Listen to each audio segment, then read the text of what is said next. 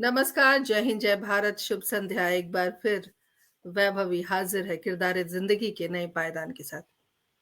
हमेशा की तरह एक वादा करके जाती हूँ कि हर बुधवार एक नई शख्सियत से रूबरू कराऊँगी और इस बार ख़ास मेहमान हमारे साथ हमारे स्टूडियो में कुछ ही देर में मौजूद होने वाले हैं और छोटा-सा उनका परिचय देना भी ज़रूरी है क्योंकि ये हमारी परंपरा रही है कि हमारे जो भी मेहमान आते हैं, उनका परिचय हम देते हैं और उस परिचय में बहुत सारी बातें छुपी रहती हैं।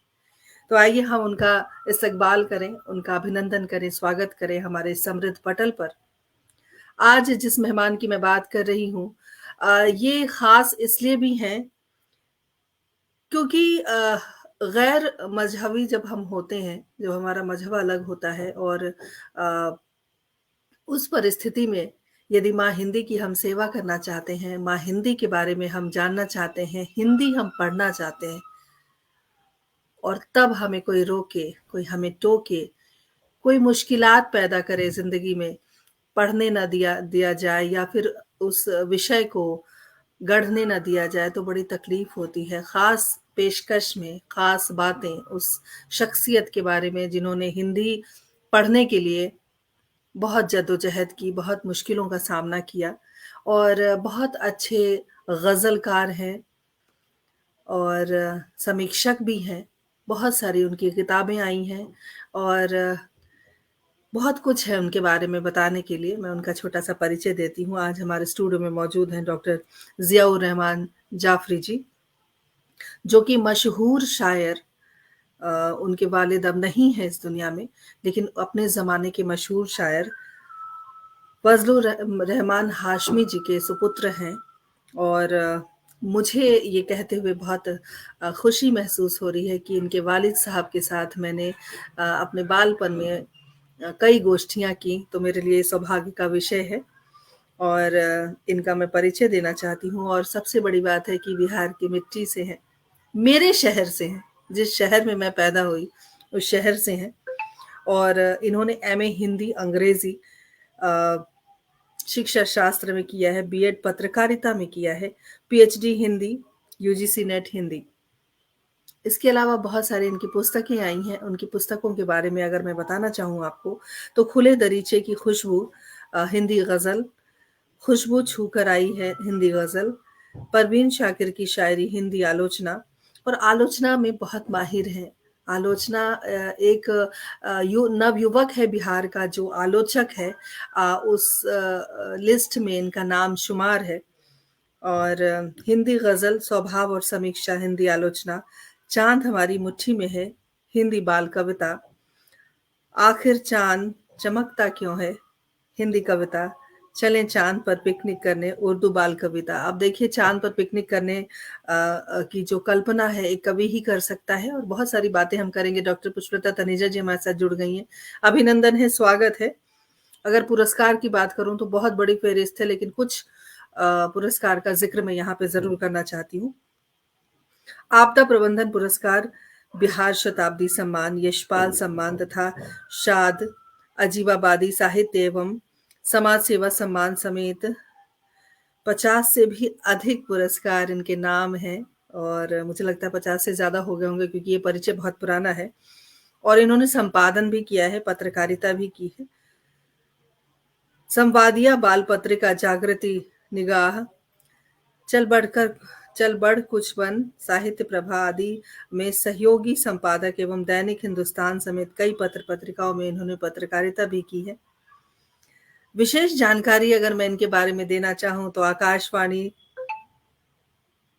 पटना, दरभंगा, भागलपुर, डीडी बिहार, ईटीवी बिहार आदि से नियमित प्रसारण इनके कार्यक्रम का होता है। इनकी गज़लें वहाँ तक पहुँचती हैं और उनकी गज़लें दूर-दूर तक जाती हैं।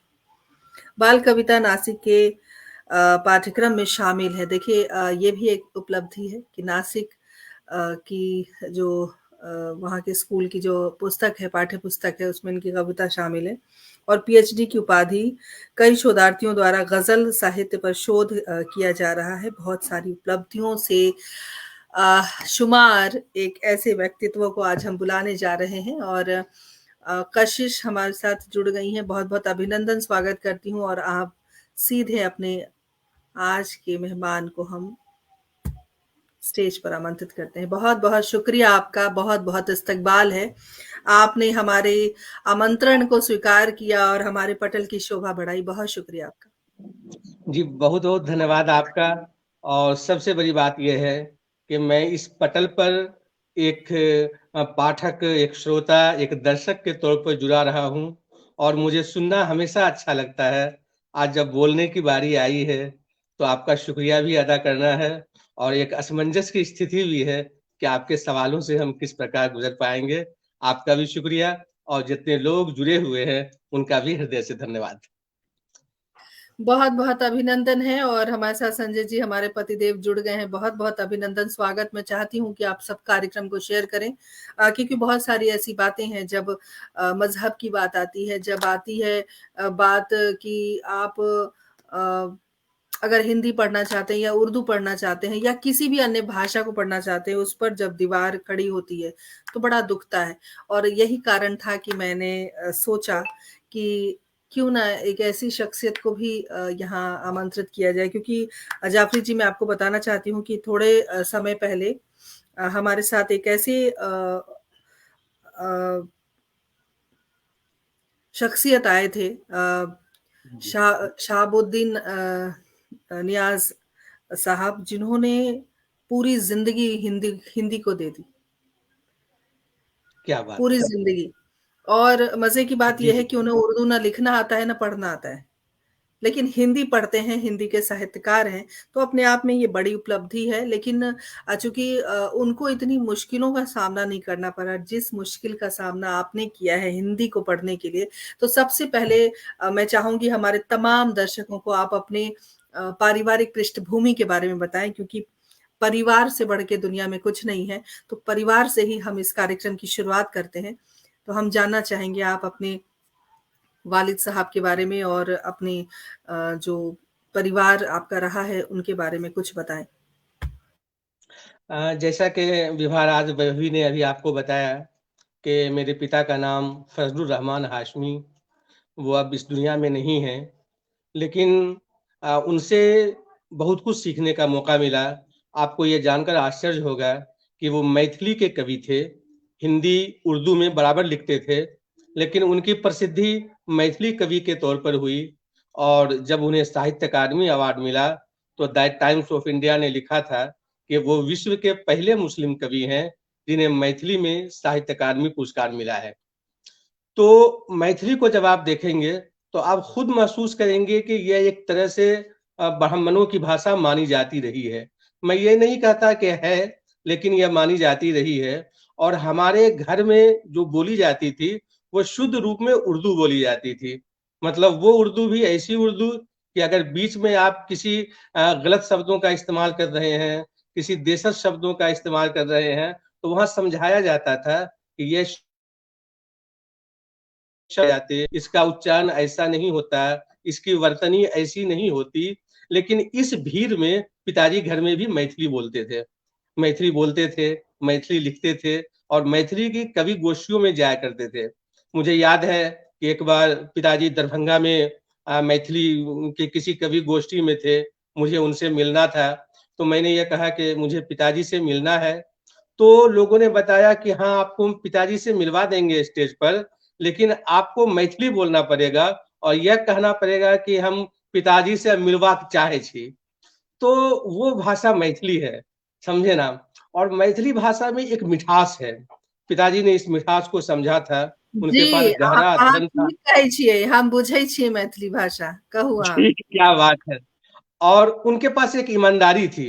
मुझे याद आ रहा है कि वो एक बार नेपाल गए थे और नेपाल में उन्हें मैथिली अकादमी का एक प्रोग्राम था, वहाँ जाना था। उस वक़्त में नेपाली घड़ी बड़ी चलती थी, बच्चे पहनते थे। मैंने पिताजी से कहा कि आप नेपाल जा रहे हैं, तो फिर आप वहाँ से मेरे लिए एक घड़ी लेते आइएगा, नेपाली घड़ी। वो बोले ठीक है, ले आएँगे। वो घड़ी लेकर आए और बॉर्डर पर जो बॉर्डर पुलिस था, उसे उन्होंने यह घड़ी दिखला दिया कि मेरा बच्चा यह घड़ी माँग रहा है, क्या हम इसे ले जा सकते हैं इंडिया? बॉर्डर वाला वहाँ खड़ा हो गया, उन्होंने उन्हें कुर्सी पर बिठाया और बोला जहाँ करोड़ों की चीज़ें इधर से उधर चली जाती है, वहाँ एक ₹30 की घड़ी लेने के लिए आप पूछ रहे हैं। तो उनके पास गज़ब की ईमानदारी थी और उस ईमानदारी और देशभक्ति भी, देशभक्ति में उनका कोई मिसाल नहीं था। वो हर कानून के पाबंद थे।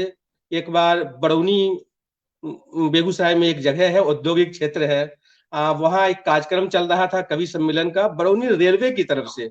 लेकिन जब उन्हें रेलवे की तरफ से प्लेटफ़ॉर्म होकर गुज़रना था, तो उन्होंने प्लेटफ़ॉर्म टिकट लिया।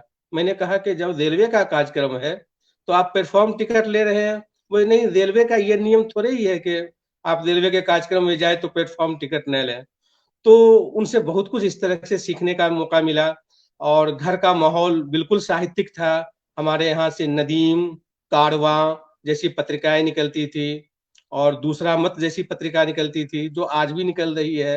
एक-एक कतरा निकलता था, तो मिला-जुला के साहित्यिक माहौल था, इसलिए पढ़ने-लिखने में कहीं कोई दुश्वारी नहीं होती थी, कहीं कोई दिक्कत नहीं होती थी। बहुत बढ़िया, और अब्बू के बारे में आपने बहुत कुछ बताया, अपने वालिद साहब के बारे में। बड़ी अच्छी बात ये मुझे लग रही है कि जितनी बार उर्दू के शब्द का मरे मैं प्रयोग कर रही हूँ, उतना ही हिंदी आप बोल रहे हैं। पिताजी आपने कहा, आपने ऐसे शब्द का प्रयोग किया, उससे पता चलता है कि हिंदी के प्रति आपका कितना रुझान रहा है। ये तो देखिए सबसे बड़ी बात होती है कि पारिवारिक माहौल अगर आपको उस तरीके का मिलता है, तो धीरे-धीरे चीज़ें उसी ओर चली जाती हैं, जिस ओर आप अभी हैं। एक युवा समीक्षक के रूप में आपकी एक पहचान बनी हुई है। तो समीक्षा करने के विषय में कैसे सोचा आपने? क्योंकि आलोचना करना, समीक्षा करना ये थोड़ा मुश्किल काम है क्योंकि आपको बहुत दृढ़ निश्चयी होके किसी के बारे में कुछ लिखना होता है या टिप्पणी करनी होती है। तो ये बड़ा मुश्किल काम मुझे ऐसा लगता है। तो ये इस तरफ कैसे रुझान गया आपका? ऐसा है कि जब मैं क्लास 6 में था, तो मेरी पहली कविता प्रकाशित हुई थी। बच्चों की कविता थी और फिर जब क्लास 9th में 10th में मैं गया, तो उस समय जितनी भी बाल पत्रिकाएँ थी, नंदन, बालहंस और बाल भारती, इस सब में मेरी कविताएँ छपनी शुरू हो गई। लेकिन जब मैं धीरे-धीरे मैंने ऑनर्स किया और एमए किया और एमए किया, तो एमए के साथ ही मेरी रुझान जो है, कुछ न कुछ आलोचना के क्षेत्र में चली गई। असल में ये एक मजबूरी भी होती है, जिसे आप प्राध्यापकीय मजबूरी कह सकते हैं, कि वहाँ जब आप आगे बढ़ना चाहते हैं, किसी कॉलेज के क्षेत्र में जाना चाहते हैं, तो कविता में मौलिकता होती है, कहानी में मौलिकता है, उपन्यास में मौलिकता है, लेकिन इन सब के बावजूद वहाँ इन चीज़ों का कोई वेटेज नहीं दिया जाता। वहाँ आपको वेटेज मिलता है आलोचना का, वेटेज मिलता है समीक्षा की। तो जब मेरी रुझान गज़ल की तरफ आई और मैंने हिंदी में गज़लें लिखनी शुरू की, गज़लों की किताब आई, तो मुझे ऐसा महसूस हुआ कि गज़ल तो लिखी जा रही है हिंदी में, लेकिन गज़ल न साहित्य के क्षेत्र में स्थापित हो रही है और न इसका एक आलोचक वर्ग तैयार हो रहा है। तो फिर मैंने गज़ल पर पीएचडी भी की, हिंदी गज़ल पर और हिंदी गज़ल में आलोचना का जहाँ तक प्रश्न है, ज़्यादातर मैं हिंदी गज़ल से जुड़ी हुई आलोचना करता हूँ और समीक्षा करता हूँ। असल में समीक्षा के साथ सबसे बड़ी बात होती है कि आप एक पुस्तक पूरी तरह से पढ़ लेते हैं और मैं समझता हूँ कि समीक्षक को ईमानदार होना ज़रूरी है, लेकिन आजकल बहुत सारे समीक्षक ईमानदारी की जगह पर अपने भाई-भतीजावाद को बढ़ावा दे रहे हैं। दूसरी बात ये है कि उनमें कटुता झलकती है। समीक्षा में प्यार झलकना चाहिए और जब आप शालीनता के साथ किसी वस्तु का मूल्यांकन करते हैं, तो खुद भी अच्छा लगता है और पढ़ने वालों को भी बेहतर लगता है। बहुत बढ़िया, बहुत अच्छी बात कही आपने। कुछ हमारे साथ हमारे सुधी जुड़े हैं, उनका भी हम अभिनंदन करते हैं। हमारे साथ पुष्पलता तनेजा जी जुड़ी हुई हैं, अभिनंदन है, स्वागत है आपका। कशिश गर्ग हमारे साथ जुड़ी हुई हैं, बहुत-बहुत स्वागत, अभिनंदन। हमारे साथ संजय जी जुड़े हुए हैं, मनोज कुमार जी जुड़े हुए हैं और हास्य कवि आदरणीय राजेंद्र विश्वकर्मा जी हमारे साथ जुड़े हुए हैं और बहुत-बहुत अभिनंदन करती हूँ, स्वागत करती हूँ आप सभी का। जुड़े रहिए, बने रहिए और हमारे साथ केदार खान हमारे साथ अ,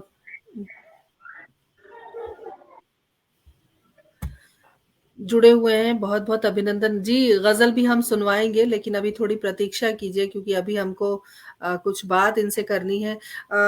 जाफ़री जी जिस विषय पर हम अभी बात कर रहे थे, आपका जब हमने परिचय दिया कि जब आप हिंदी की पढ़ाई कर रहे थे, उस समय आपको बहुत परेशानियों का सामना करना पड़ा।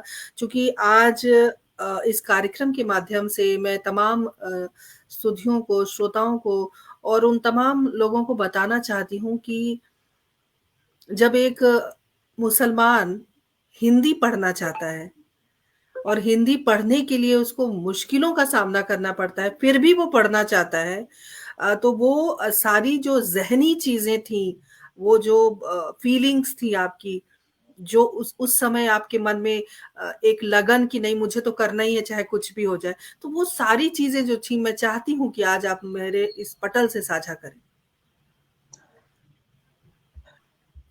जी, असल में जब मैंने आईएससी किया था, आईएससी तो मेरा विज्ञान से था, लेकिन हमारी दिलचस्पी शुरू से हिंदी भाषा में थी, यहाँ तक कि उर्दू से ज़्यादा हिंदी भाषा में थी। मैंने हिंदी पत्रिकाओं में लिखना शुरू कर दिया था। तो आईएससी करने का मतलब सिर्फ़ एक ज़िद है और वो ज़िद ये थी कि घर के कुछ लोग डॉक्टर्स हैं, तो आईएससी करने के बाद हमारा भी ये रास्ता खुल जाएगा। लेकिन जिस आदमी का ज़हन भाषा में जुड़ा हुआ हो, उसे साइंस की चीज़ें बहुत कम समझ में आती है। मैंने आईएससी किया, 1-2 बार मेडिकल के लिए भी कोशिश की, लेकिन वो नहीं हुआ। फिर मुझे लगा कि जहाँ आपकी दिलचस्पी है, आपको उस भाषा में जाना चाहिए और वहाँ अपनी पहचान बनाना चाहिए। तो जब मैं आईएससी करने के बाद पार्ट 1 में हिंदी ऑनर्स में एडमिशन लेने के लिए गया, तो मैं जिस कॉलेज में गया था, कॉलेज का नाम लेना तो ख़ैर ज़्यादा ठीक नहीं है। तो वहाँ ये बताया गया कि आप मुसलमान हैं और मुसलमान का ताल्लुक उर्दू भाषा से होता है। आप बेहतर है कि उर्दू में चले जाएँ, उर्दू में आपका करियर अच्छा रहेगा। मैंने कहा कि ऐसी बात है कि मैं उर्दू से ज़्यादा हिंदी में दिलचस्पी रखता हूँ और मुझे हिंदी अच्छी लगती है, मैं हिंदी पढ़ना चाहता हूँ। फिर भाषाओं का ताल्लुक कभी किसी धर्म से नहीं रहा है। भाषा अर्जित करने वाली संपदा है, जो लोग पढ़ते हैं, उन्हें वो भाषा आती है। आपने अभी बताया कि वो मुसलमान थे, लेकिन उनको हिंदी आती थी। और एक मयार सनेही हैं, जो कुछ दिनों पहले गुज़र गए। राम काव्य पर उनकी ज़बरदस्त पकड़ थी। मेरे पिताजी ने खुद भगवत गीता का उर्दू में अनुवाद किया था। तो भाषाएँ तो अलग चीज़ है। मैंने कहा कि नहीं मुझे हिंदी में ही लेना है, मेरी हिंदी अच्छी है। तो वहाँ जो मैडम थीं, उन्होंने कहा कि ठीक है अगर आप हिंदी लेना चाहते हैं, तो हम आपको कुछ शब्द लिखाते हैं, अगर आप शुद्ध-शुद्ध लिख देंगे, तो हम आपका एडमिशन ले लेंगे। लगभग 9 छात्र और छात्राएँ मिलाकर क्लास कर रही थी, पार्ट 1 में, जिन लोग का एडमिशन हो चुका था। मैंने कहा ठीक है, मुझे लिखाया जाए, लेकिन जब आप मुझे लिखाएँगे, तो अकेले लिखना शायद अच्छा नहीं लगे। जो 9 छात्राएँ हैं, आप उन्हें भी कहें उन शब्दों को लिखने के लिए। ये मेरी एक तरह की चालाकी थी और जो बेगूसराय की ज़मीन है, कुछ लोगों ने कहा है कि ये चाणक्य की ज़मीन है। तो मैंने बिल्कुल भी एक सही कोशिश कहा है, की। बिल्कुल सही कहा है। जी, जी। तो मैंने भी लगा कि चलो 9 से तो कुछ बेहतर होंगे। अब मुझे जो शब्द लिखाए गए थे, वो शब्द कुछ शब्द तो मुझे याद है, जिस शब्द में कहीं न कोई तकनीक है, जैसे सन्यासी है, पहला शब्द लिखाया गया था। उस सन्यासी में हम सब जानते हैं कि अनुस्वार और नए संयुक्त दोनों है, आमतौर पर लोग अनुस्वार छोड़ देते हैं। दूसरा शब्द उज्ज्वल लिखाया गया था। ये उज्ज्वल शब्द ऐसा है कि आज भी अखबारों में गलत आ रहा है, दोनों आधा ज का इस्तेमाल वहाँ नहीं हो रहा है। तीसरा सिंपल कालिदास था और चौथा पार्ट 1 में एक मध्यांजनी नाम की किताब चलती थी, वो हमें लिखाया गया था। इस तरह से 9-10 शब्द लिखाए गए थे। तो 9-10 शब्दों में जो है मेरा 7 शब्द जो है सही हुआ था, 3 शब्द गलत हुए थे और बाकी लोग जितने भी थे, उन सब का 3 और 4 था। तो मैडम ने कहा कि अब मुझे समझ में नहीं आता है कि एडमिशन इनका लें या तुम लोगों को छोड़ दें या सिर्फ़ इन्हीं का एडमिशन ले लें। तो ये एक स्थिति बनी, लेकिन ये सब तो ठीक था, फिर कॉलेज में अच्छा व्यवहार रहा, तमाम प्रोफ़ेसरों का बड़ा सहयोगात्मक रहा। मुसलमान होने के नाते और ज़्यादा ध्यान दिया गया, इसमें कहीं कोई दो राय नहीं है कि हमारे साथ कोई भेदभाव किया गया। लेकिन भेदभाव कहाँ हुआ? भेदभाव यूनिवर्सिटी में हुआ। यूनिवर्सिटी का मतलब ये है कि वो बिहार का एक यूनिवर्सिटी है, जहाँ पर एक राज्य है, एक ख़ास लोगों का। तो अब जब मैंने पार्ट 1 का एग्ज़ाम दिया, तो वहाँ से मुझे सर्टिफ़िकेट जो भेजा गया, वो उर्दू ऑनर्स का भेजा गया। अब आप समझ सकते हैं कि एक आदमी पार्ट 1 का एग्ज़ाम दे रहा है, आपने उसे उर्दू ऑनर्स का सर्टिफ़िकेट भेज दिया और बहुत दिक्कत हुई, बहुत परेशानी हुई। वो हम लोग हॉस्टल में रहा करते थे, हॉस्टल से रोज़ दरभंगा जाना, दरभंगा आना, वहाँ कोई सुनने वाला नहीं था। कि आप के साथ ये परेशानी है, कोई मानने वाला नहीं था। लेकिन बहुत दूर-दूर हमको लगता है कम से कम 20 बार मुझे यूनिवर्सिटी जाना पड़ा होगा इस चीज़ को सुधारने के लिए, तमाम प्रूफ लेकर के। तो वहाँ पार्ट 1 ठीक कर दिया गया। पार्ट 1 ठीक कर दिया गया तो कुछ तो सुकून मिला कि चलो पार्ट 1 अब ठीक है, मेरा कंप्लीट है, अब आगे दिक्कत नहीं होनी चाहिए। लेकिन जब मैं पार्ट 2 में गया और पार्ट 2 में जब मैंने हिंदी ऑनर्स का एग्जाम दिया, तो वहां से मुझे हिस्ट्री ऑनर्स का सर्टिफिकेट भेजा गया। आप समझ सकते हैं कि गलतियां इतनी तो नहीं होंगी। अब हिस्ट्री ऑनर्स का सर्टिफिकेट भेजा गया। जाफरी जी, अब मुझे जाफरी जी, जाफरी जी, तमाम सुधी श्रोता जो इस वक्त जुड़े हुए हैं, मैं चाहूंगी, गुजारिश है कि आप बहुत ध्यान से सुने। जिस ग्रेजुएशन की ये बात कर रहे हैं, बीए की बात कर रहे हैं, बैचलर ऑफ आर्ट की बात कर रहे हैं, जहां पर 3 वर्ष एक विषय की पढ़ाई होती है और अलग से भी 2-3 विषय होते हैं सपोर्ट के लिए। और उस विषय के बारे में इतनी गंभीर बात इन्होंने बताई है और मुझे लगता है कि ये खास किरदार आज कुछ कमाल ज़रूर करेगा। जाफ़री जी, 1 मिनट आपको रोकना चाहती हूँ, मैं क्षमा चाहती हूँ। जी, जी, जी, खुशी झा बिल्कुल। हमारे साथ जुड़ी हैं, अभिनंदन करती हूँ, स्वागत करती हूँ। दुर्गा नांगले जी, बहुत-बहुत अभिनंदन, स्वागत आपका। और इसी तरह आप सब बने रहिए, जुड़े रहिए और मैं चाहूँगी कि आप सब कार्यक्रम को शेयर करें। बबलू खान हमारे साथ जुड़े हुए हैं, बहुत-बहुत अभिनंदन, स्वागत। आप सभी का स्वागत है, अभिनंदन है, हमारे साथ बने रहिए। उसके बाद क्या हुआ जाफरी जी? तो इस तरह से अब पार्ट 2 का जो सर्टिफिकेट आया, जैसा आपने बताया कि वो 3 साल का ऑनर्स होता है। पार्ट 2 में हिस्ट्री ऑनर्स, और फिर मुझे दौड़ना पड़ा यूनिवर्सिटी के लिए। यहाँ तक कि आज के डेट में भी जब यूनिवर्सिटी की बात आती है तो मेरा खून सूख जाता है। मैं इतना वहां दौड़ चुका हूँ, एक बार नहीं कई बार। बात यहीं खत्म नहीं होती है।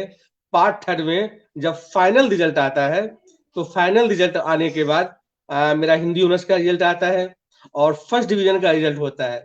लेकिन इससे पहले कि ये जब खुशियां मनाई जाती कि चलो फर्स्ट डिवीजन आ गया, जब मैं मार्कशीट लेने पहुंचता हूँ तो उसमें सेकेंड डिवीजन दिखला दिया जाता है। मतलब रिजल्ट फर्स्ट डिवीजन का, वहां से जो है टेबलेटिंग कर करके आया, वो फर्स्ट डिवीजन का, टोटल डॉक्यूमेंट्स फर्स्ट डिवीजन का। लेकिन मार्कशीट जब बनाकर वहां से दिया जाता है तो वो मार्कशीट में सेकेंड डिवीजन होता है। और हमारे पास अब ना इतनी हिम्मत बचती है, न इतनी ऊर्जा बचती है कि दोबारा हम जाए यूनिवर्सिटी में दौड़ धूप करें और उसको ठीक करें। तो वो जो है द्वितीय श्रेणी का तमगा आज भी हमारे ऊपर लगा हुआ है, इतनी कोशिशें करने के बावजूद।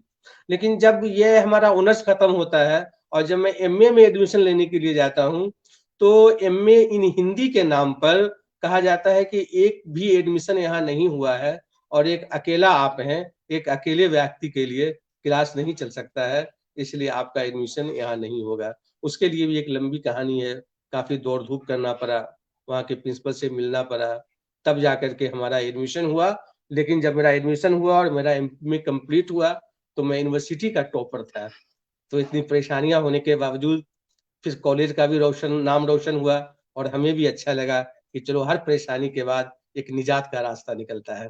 फिर मैंने पीएचडी भी की और पीएचडी के साथ जब मैंने हिंदी के साथ उर्दू मेरा सब्जेक्ट था, हिंदी, उर्दू गज़लों के स्वरूप का तुलनात्मक अध्ययन। तो 2 भाषाएँ पर्याप्त थी एक शोध करने के लिए और उसमें मुझे लगता है कि जानबूझ करके जो है एक चैप्टर और जोड़ा गया कि हिंदी, उर्दू गज़लों के समानांतर लोक भाषाओं की गज़लों का विकास। आप समझ सकते हैं कि जब 2 भाषाएँ ऑलरेडी है, दोनों समृद्ध भाषाएँ हैं, उर्दू में गज़ल की लंबी परंपरा है, हिंदी में गज़ल की लंबी परंपरा है और अगर आप लोक भाषा नहीं जानते हैं, जाफरी जी, एक बल सवाल आया है कि ये किस वर्ष की बात आप कर रहे हो? जी, मेरा कितने ये साल? 2001 में एमए हुआ था, यानी 98, 99 इस वो वर्ष रहा है। जी। और वो अब आप रिसर्च करने का मतलब होता है कि रियल में आप उसे जानते हो। आप उस भाषा को अगर नहीं जानते, तो फिर आप रिसर्च नहीं कर सकते।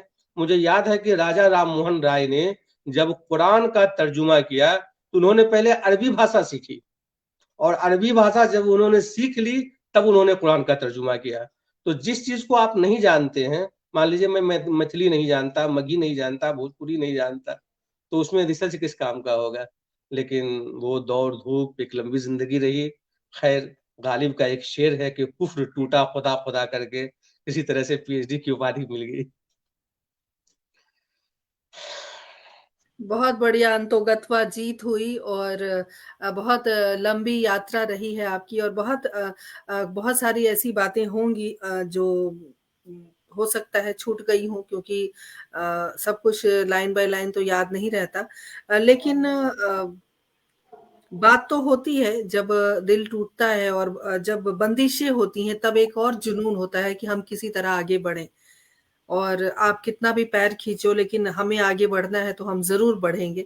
आपके हौसले को हम अ, स प्रणाम करते हैं कि आप अपने जो जुनून था, जो करना चाहते थे वो आपने किया। अब हमारी कुछ फ़रमाइशें आई हैं ग़ज़ल की तो मैं चाहूँगी कि कुछ ग़ज़ल ज़रूर सुनाएँ। एक ग़ज़ल के चंद शेर हैं कि वो एक चिराग जो हर बार जलना चाहता है, वो एक चिराग जो हर बार जलना चाहता है, वो इन अंधेरों का किस्मत बदलना चाहता है। कि वो एक चिराग जो हर बार जलना चाहता है, वो इन अंधेरों का किस्मत बदलना चाहता है। ये खानदानी लड़ाई का बस सबब है यही, हमारा हक वो कहीं से निगलना चाहता है। कि ये खानदानी लड़ाई का बस सबब है यही, हमारा हक वो कहीं से निगलना चाहता है। अब मुझे पुकार ले मौला, मैं थक गया हूँ बहुत, हुई जो शाम तो सूरज भी ढलना चाहता है। कि मुझे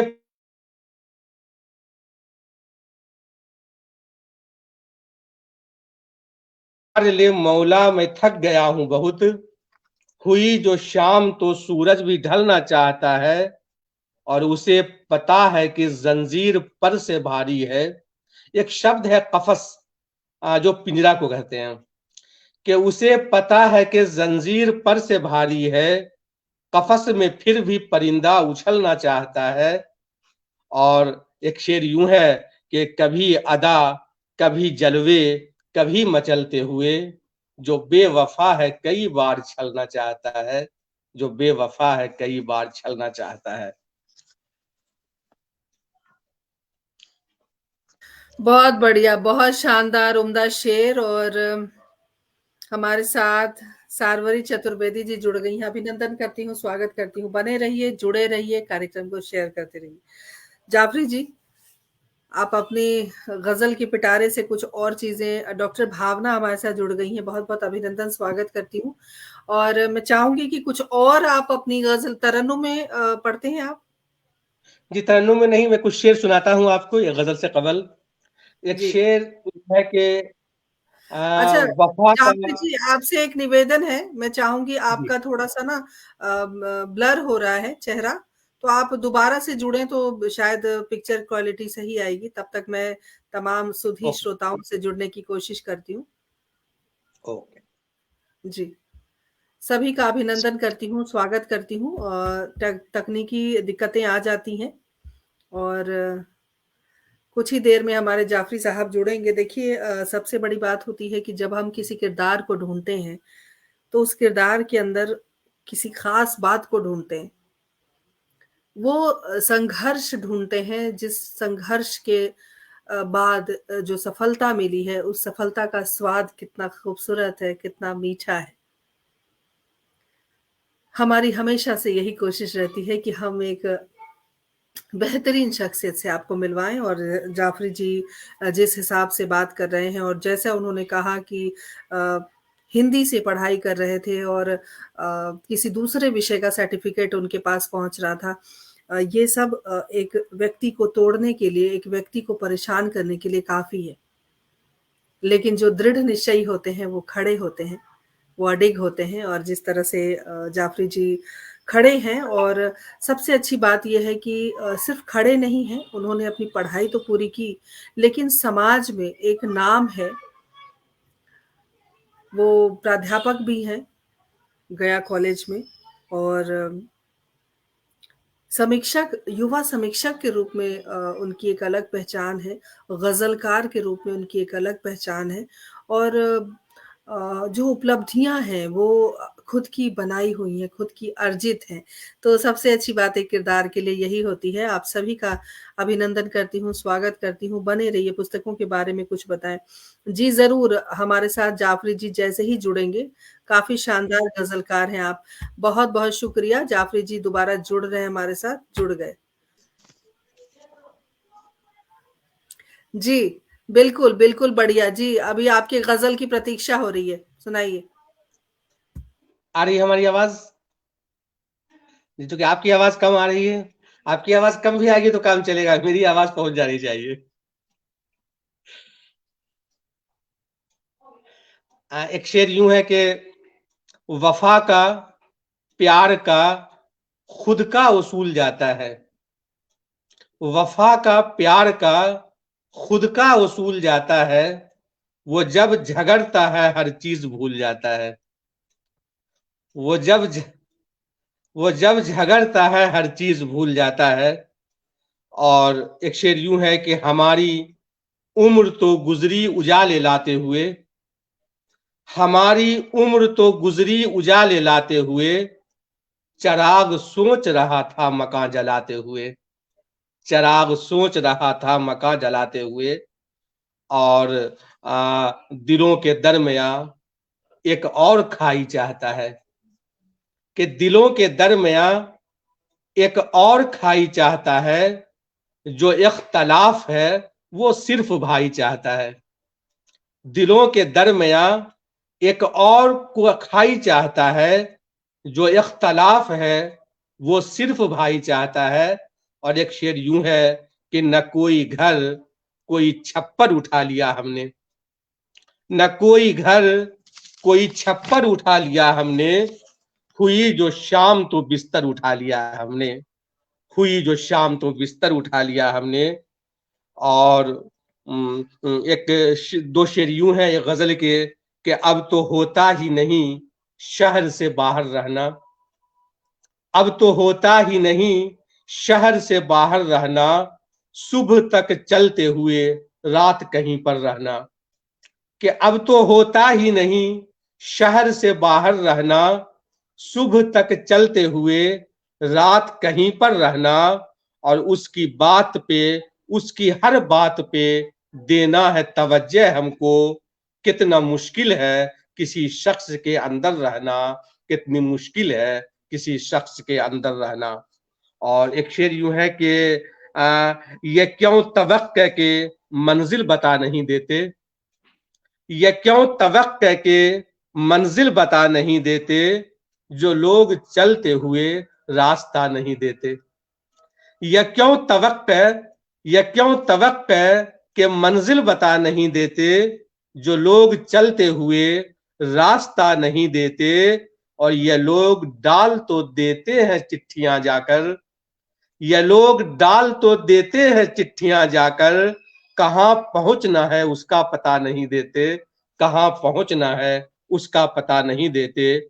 और एक शेर यूं है कि बड़ी सी कश्ती को साथ लेकर वो जा बचाने जिधर गया था, कि बड़ी सी कश्ती को साथ लेकर वो जा बचाने जिधर गया था। मुझे पता है कि उस समय तक नदी का पानी उतर गया था, मुझे पता है कि उस समय तक नदी का पानी उतर गया था। बहुत बहुत धन्यवाद। फिर आगे सुना जाएगा अगर मौका मिला तो। आपकी बहुत आवाज बढ़िया, नहीं आ रही है, हम कोशिश कर रहे हैं कि बहुत आपको सुन बढ़िया, पाए। बहुत। मेरी आवाज़ आ रही है? अब आ रही है मेरी आवाज़, जाफ़री जी? हाँ बोलिए अब आ जरा। रही है? अब आ रही हाँ है? अब आवाज आ रही है जी। चलिए, आपकी तरफ से ही कुछ दिक्कत है और हमारी चिट्ठियाँ भी लौट आती हैं। भाई साहब लिख रहे हैं, इनकी चिट्ठियाँ भी लौट आती हैं, पता गलत देंगे तो लौटेंगी चिट्ठियाँ। ख़ैर बहुत बढ़िया बात, लेकिन चूँकि अब हम बात उस विषय पर करें जो विषय शायद गंभीर भी है कि जो नवयुवक, नवयुवतियाँ या जो हमारी यूथ है, अगर समीक्षक की श्रेणी में आना चाहती हैं, समीक्षा करने की कोशिश होती है या सीखने की कोशिश होती है या गज़लों की हम बात करें, गज़ल कहना चाहती है यूथ, उसके लिए आप क्या कहेंगे? क्या संदेश है आपका? देखिए, पहले तो हम लोग गज़ल पे बात कर लें कि हिंदी काव्य की जितनी विधाएँ हैं, उसमें गज़ल थोड़ा पेचीदा सिन्फ़ है और उसकी पेचीदगी अंदरूनी भी है और बाहरी भी।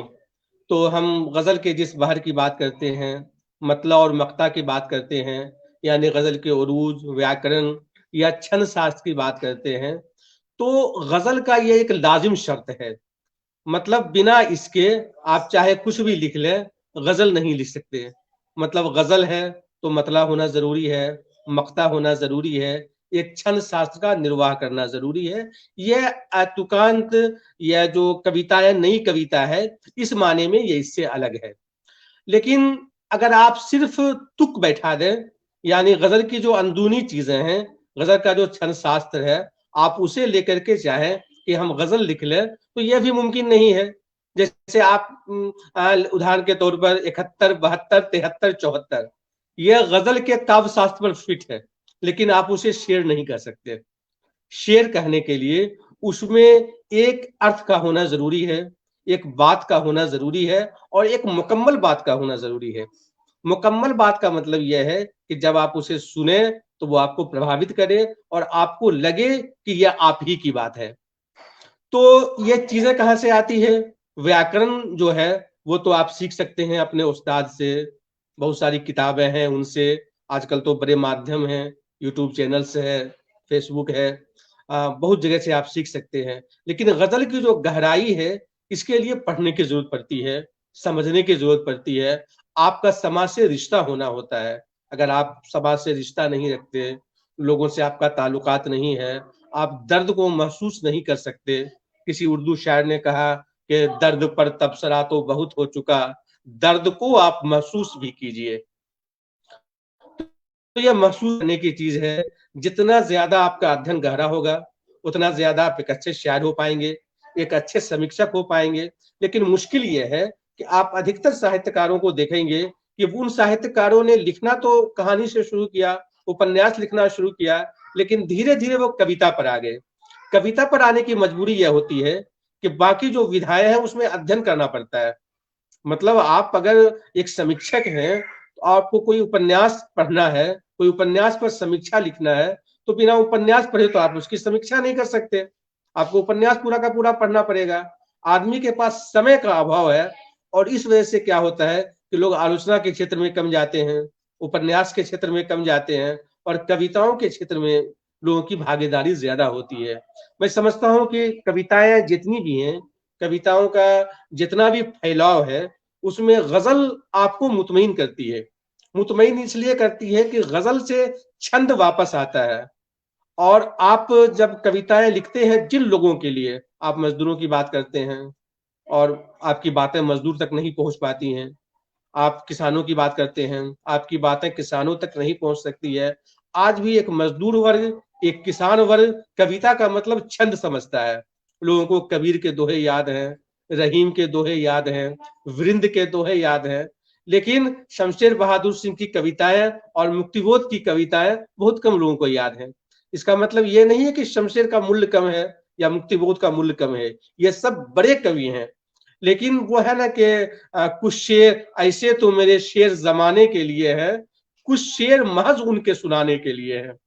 तो जब उनको सुनाने की बात आती है, तो ज़ुबान भी उनकी होनी चाहिए, भाषा भी उनकी होनी चाहिए, बातें भी उनकी होनी चाहिए। आपने गज़ल पर बात की, बड़ी रटी-रटाई बात है कि गज़ल जो है वो प्रेयसी से गुफ्तगू है।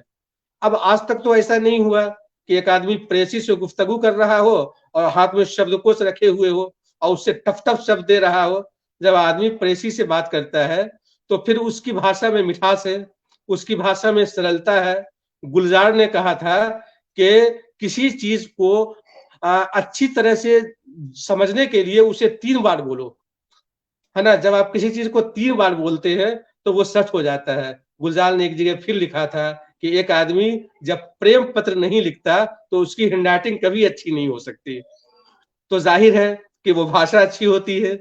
अ, तो गज़ल के लिए सरलता बहुत ज़रूरी चीज़ है और सहजता बहुत ज़रूरी चीज़ है और दूसरी बात है कि आप जो लिख रहे हैं और रियल में वो सिर्फ़ काफ़िया पैमाइश नहीं हो, उसको फिट नहीं किया जाए, बल्कि अपनी बातों को अच्छी तरीके से रखा जाए और हम सब में से कोई भी आदमी इसे लिख सकता है। बहुत मुश्किल फन नहीं है। मुश्किल फन इसलिए नहीं है कि जैसे बोली जाती है वैसे लिखी जाती है। मसला कहाँ से आता है? मसला यहाँ से आता है कि आज भी जो है कुछ लोग गज़ल की मात्रा गिनने के चक्कर में हैं और जब गज़ल की मात्रा गिनी जाती है तो गज़ल का अर्थ गांभीर्य खत्म हो जाता है। गज़ल में मात्रा भी ज़रूरी है, लेकिन उसका अर्थ सौष्ठव भी ज़रूरी है। मात्रा को आगे बढ़ाया-गिराया जा सकता है, लेकिन अर्थ से कोई समझौता नहीं किया जा सकता। अगर शायरी आपको प्रभावित नहीं करती है, तो वो शायरी नहीं है। उसके लिखने से कोई फ़ायदा भी नहीं है।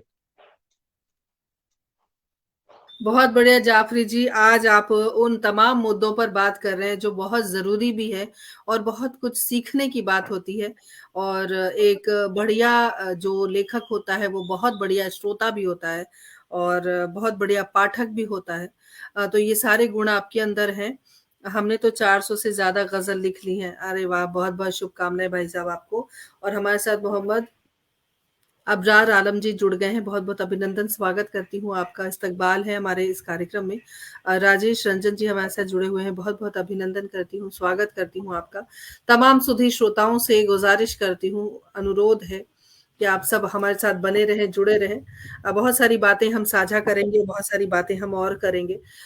तो ये तो बहुत अच्छी बात आपने जाफ़री जी बताई है, अगर मैं आप मुझे सुन पा रहे हैं कि मैं बहुत ज़ोर से बोलूँ या ना बोलूँ, आप मुझे बता दें या ईज़िली आप मुझे सुन पा रहे हैं? अ, जी, आ रही है। जी।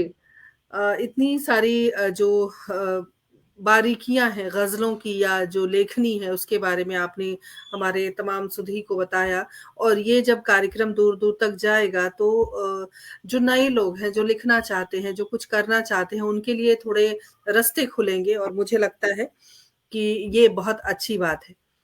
आप अगर इस तरह के कार्यक्रम लेकर आते हैं, ज़ाहिर-सी बात है और हमने अपना एक संपर्क सूत्र दिया है आप सभी को अगर स्क्रीन पर आप देख पा रहे हैं। आपको अगर कोई भी जानकारी चाहिए तो आप इस नंबर पर हमसे संपर्क कर सकते हैं। और जाफ़री जी मैं चाहूँगी कि एक बच्चा जब होता है वो नटखट भी होता है, वो संजीदा भी हो सकता है। लेकिन जहाँ तक मैं आपको जानती हूँ, आप बहुत नटखट रहे होंगे बचपन में, तो अपने बचपन के बारे में हमारे दर्शकों को कुछ बताएँ? बचपन की बहुत सारी यादें हैं और जहाँ तक मेरे अब्बी का सवाल है, वो अक्सर मेरे पिताजी बताया करते थे कि मुझे बचपन में धमकियाँ देने का बड़ा शौक था।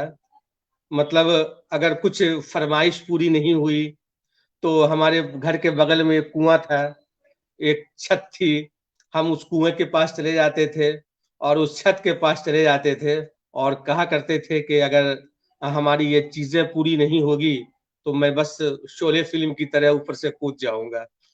तो वह शोले फ़िल्म में भी नहीं कूदा गया था और मेरा भी कूदने का कोई इरादा नहीं था। लेकिन एक चीज़ जो मुझे अभी याद आ रही है जब आप कह रही हैं तो एक बार मम्मी ने मुझे ₹10 का एक नोट दिया था और कहा था कि बाज़ार से जाओ और कुछ लेकर चले आओ। उसके बाद जब मैं गया बाज़ार लाने के लिए, तो वो पैसा रास्ता में गिरा हुआ था। वो पैसा हमारे हाथ से गिर गया और जब हमारे हाथ से गिर गया तो ज़ाहिर है कि बच्चा डरता भी है, उसे खौफ भी होता है कि घर में बातें सुननी पड़ेगी। तो जब मैं रो रहा था, तो हमारे गाँव के चूँकि हमारे गाँव के भी कुछ लोग जुड़े हुए हैं इसमें, तो हमारे गाँव के एक मुस्तकीम साहब थे। उन्होंने देखा मुझे रोते हुए, तो पूछा कि तुम क्यों रो रहे हो? तो मैंने कहा कि नहीं मेरा ₹10 का नोट गिर गया है और मुझे कुछ सामान लेके आना था। अब तो घर में मम्मी भी डाँटेंगी और वालिद मोहतरम भी डाँटेंगे, इसलिए हम परेशान हैं। तो वो बोले कि अच्छा, अच्छा हाँ, वो नोट मुझे मिला है, ये लो नोट और उन्होंने ₹10 मेरे हाथों में थमा दिया। मैंने कहा कि नहीं, ये नोट मेरा नहीं है। मेरा जो नोट था, वो बहुत पुराना था और आप जो नोट दे रहे हैं, वो बिल्कुल नया नोट है, इसलिए ये नोट हम नहीं लेंगे। बाद में उन्होंने पिताजी को कहा कि आपका बेटा जो है, वो बहुत ईमानदार है। आपकी जगह पर कोई दूसरा बेटा होता, तो शायद वो पैसे ले लेता और चूँकि वो रो रहा था, तो मुझे लगा कि चलो हम उसको ₹10 दे देंगे, बच्चा चुप हो जाएगा।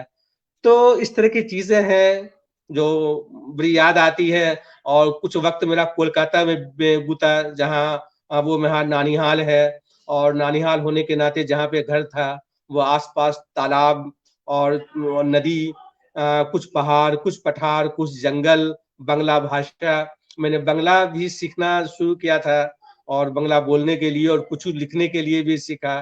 तो वहाँ मुझे मछलियाँ मारना अच्छा लगता था, क्रिकेट खेलना अच्छा लगता था, लोगों के साथ मिलना-जुलना अच्छा लगता था। हाँ, एक बात मैंने कभी नहीं की, जो अक्सर शायरों के द्वारा किया जाता है, मैंने कभी अपने दोस्तों में, कभी महफ़िलों में अपने अशआर नहीं सुनाए।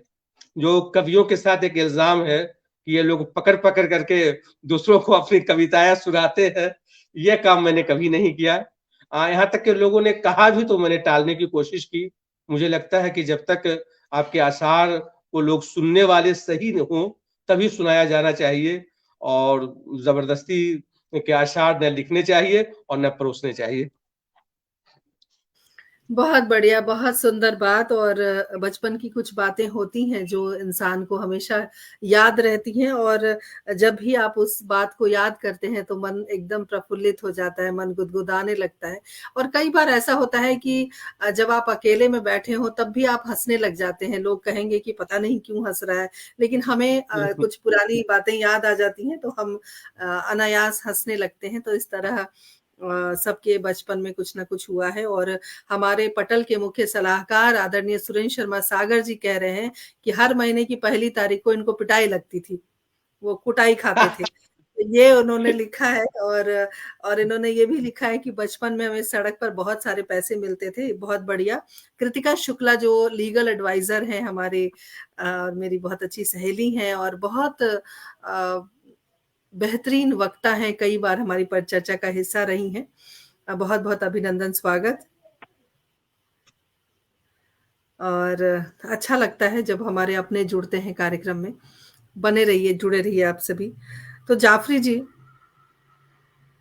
पहली कविता आपने कब लिखी थी? या ग़ज़ल की तरफ अगर आप आए थे तो वो पहला क्या था? पहला शेर या वो पहली कविता? असल में बात कुछ यूँ ही थी कि मेरी एक छोटी खाला है, जो हमारे हम उम्र की है। अभी वो बंगाल गवर्नमेंट में हैं, और उनसे हमारी पटती नहीं थी। तो पटती नहीं थी, तो मैंने कहा कि अब आपके खिलाफ हम कविता लिखेंगे, और जब कविता अखबार में छप जाएगी, तो फिर आपकी शादी-वादी नहीं होगी। क्योंकि जब कविता अखबार में छप जाती है, तो फिर चारों तरफ फैल जाती है और लोग आपके बारे में जान जाएँगे। और वो काफ़ी डरने लगी कि सही में ऐसा भी होता है क्या? तो मैंने जो पहली कविता लिखी थी, वो आप जानती होंगी, बेगूसराय से एक अखबार निकलता था, उसका नाम था बेगूसराय टाइम्स। वो राधा बाबू निकालते थे। उस वक़्त मैं क्लास 6 का स्टूडेंट था, और उसी वक़्त मैंने ये पहली कविता लिखी थी। उसका शीर्षक था मेरी खाला, जो कि बाल कविता थी, और उसकी पंक्तियाँ तो अब काफ़ी वक़्त हुए, वो शायद याद भी नहीं हो। लेकिन शुरुआत शायद ये हुई थी कि कितनी अच्छी मेरी मम्मी, कितना खराब मेरी खाला, उसका इंसाफ करे न कोई, जो करे सो अल्लाह ताला। तो इस तरह से वो, मतलब वो कविता थी, और वो कविता जब छप गई तो रियल में वो बहुत परेशान थी कि सही में इस कविता का प्रचार-प्रसार हो जाएगा, और प्रचार-प्रसार होने के बाद हमारी शादी में दिक्कत आएगी।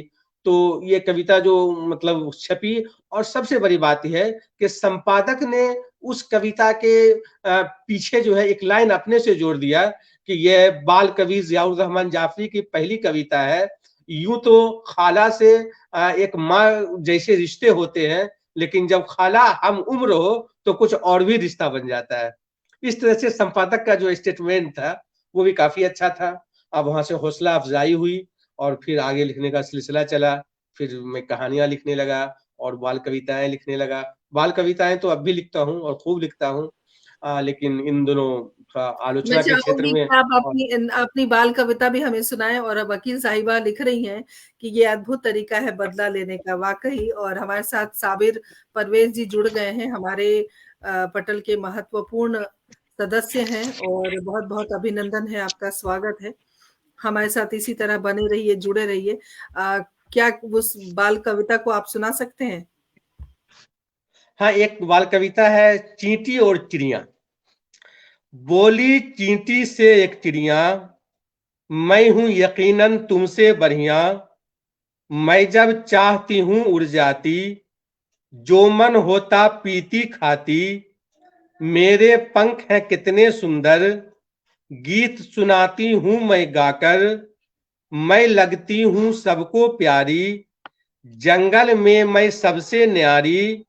सुनकर बोली चींटी उससे, बात न कर तू ऐसी मुझसे, माना गाना एक कला है, चुप्पी में भी मगर भला है, मैं बेफिक्र हूं आती जाती, मगर तू लालच में फंस जाती, गाने तुमको क्या देते हैं, पिंजरे में बंद कर लेते हैं, चलता ऐसे नहीं ये जग है, सब में खूबी अलग अलग है। एक बहुत और बाल कविता है, बहुत एक और खूबसूरत बाल कविता है, एक और बाल कविता है जिसका शीर्षक है सब अच्छा है। एक कबूतर आया ऊपर, बैठी थी एक मैना जिस पर, एक कबूतर आया ऊपर, बैठी थी एक मैना जिस पर, बोली जाकर पास ये मैना, चाहूं तुमसे दोस्ती करना, कहा कबूतर तुम काली हो, कोयल सी दिखने वाली हो, दोस्ती तुमसे नहीं करूंगा, पास तुम्हारे नहीं रहूंगा। सुन करके ये बोली मैना, दुरुस्त नहीं है तेरा कहना, गोरा काला एक जैसा है, दिल अच्छा तो सब अच्छा है, तुम में उजला पंजो लाया, उसी ने काला मुझे बनाया। क्या बात है! बहुत सुंदर संदेशात्मक कविता और बहुत बेहतरीन। हमारे साथ प्रमोद तिवारी जी जुड़ गए हैं, अभिनंदन करती हूँ, स्वागत करती हूँ हमसे जुड़ने के लिए। और कृतिका शुक्ला जी लिख रही हैं वाह, वाह, वाह! और एक कमेंट उनका ये भी आया है कि ऐसा लग रहा है कि 5th क्लास में आ गई हूँ। बिल्कुल पुरानी बातों को आपने ताज़ा कर दिया आज। और जाफ़री जी, चलते-चलते आप क्या कहना चाहेंगे हमारे पटल के माध्यम से हमारे यूथ को, हमारे दर्शकों को, हमारे श्रोताओं को? जी, सबसे पहले तो मैं उन सब का शुक्रिया अदा करना चाहता हूँ कि जो इस पटल पर जुड़े और उन्होंने आज के दौर में जब लोगों के पास शिल्पी वक़्त सुमन की जी जुड़ कमी है, गई हैं, जाफ़री जी, शिल्पी सुमन जी जुड़ गई हैं। अभिनंदन है तो आपका। शिल्पी सुमन के लिए पहले मैं 2 शेर पढ़ दूँ, जी, उसके ज़रूर। बाद मैं अपनी बात आगे बढ़ूँगा। शायद जी, आपके जी। पास वक़्त है थोड़ा-सा। जी, ज़रूर। अ, सतीश श्रीवास्तव जी, बहुत-बहुत अभिनंदन, स्वागत है आपका। जी। जी, एक शेर यूँ है का कि वो लब से कुछ नहीं कहती है फिर भी जान जाती है। वो लब से कुछ नहीं कहती है फिर भी जान जाती है। ननंद को इश्क है किससे यह भाभी जान जाती है। कि वो लब से कुछ नहीं कहती है फिर भी जान जाती है। ननंद को इश्क है किससे यह भाभी जान जाती है। और जो खुशबू का है शैदाई वो रंगों पर नहीं जाता। कहाँ है फूल कागज का यह तितली जान जाती है। और बड़ा होने से पहले ही समझ लेती है दुनिया को, कि बड़ी होने से पहले ही समझ लेती है दुनिया को, जरूरत किसकी कितनी है यह बेटी जान जाती है। और एक आखिरी शेर है कि वो जैसे जाल उस पर डालता है चाहने वाला, वो जैसे जाल उस पर डालता है चाहने वाला, फरेबी है यह मछुआरा यह मछली जान जाती है। फरेबी है यह मछुआरा यह मछली जान जाती है। तो मैं सबका हृदय से आभार व्यक्त करता हूँ जो जुड़े रहे, जिन्होंने हमारी टूटी फूटी जुबान को सुना, पसंद फरमाया। और मेरा संदेश से ज्यादा मेरी ख्वाहिश ये है कि आप जो इस कार्यक्रम को चला रही हैं ये कंटिन्यू चलता रहे और हम सब आपस में एक हैं और इसमें कहीं कोई भेद नहीं है और न कोई भाषा का भेद है, न कोई धर्म का भेद है। बस सबसे महत्वपूर्ण चीज हमारा विचार है। हम अच्छे हैं तो हमारी शनाख्त एक अच्छे तौर लोगों के तौर पर होनी चाहिए और हम अगर बुरे हैं, तो परहेज़ बुराई से होनी चाहिए, कभी व्यक्ति से नहीं होनी चाहिए।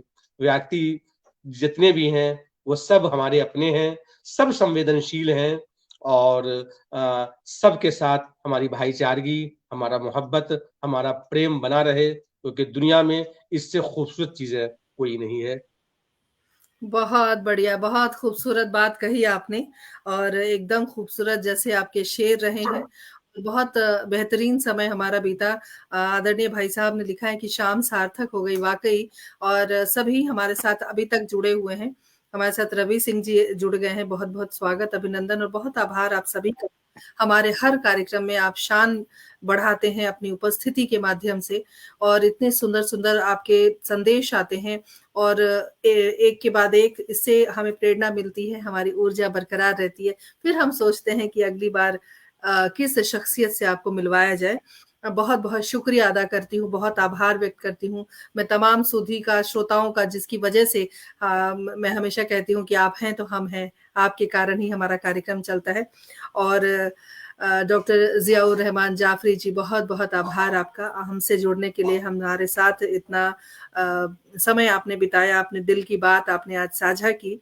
बहुत-बहुत शुक्रिया और चाहते हैं कि इसी तरह आपकी ड्यूटी चलती रहे, इसी तरह आप बेबाक समीक्षा करते रहें और एक समीक्षक के तौर पर एक बहुत बड़ा आपका ओहदा हो, एक बहुत बड़ा नाम हो।